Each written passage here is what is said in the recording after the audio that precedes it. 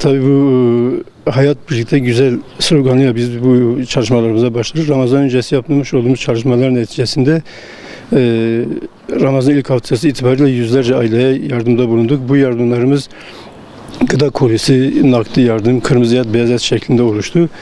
Bu malum salgın dolayısıyla mağdur sayısı çoğaldı her yerde. İlimiz iş olanakları bakımından az olduğu bir il.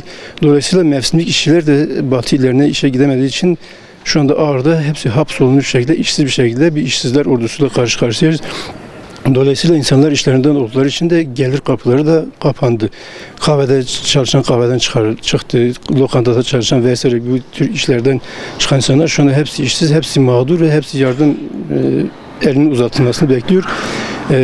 Biz kendi gücümüz yettiğince bu insanlara ulaşmaya çalışıyoruz ama bizim ağırlığı hayırsever insanlardan da destek talebimiz vardı. Bizlere gelsinler beraber gidelim bu insanların kapılarını açalım çünkü çok mağdur var. Yani kat ve kat artı bu mağduriyet. Biz hayırseverlerden de bu konuda destek bekliyoruz. Gelsinler beraber bu insanların dertlerine bir çözüm bulalım inşallah.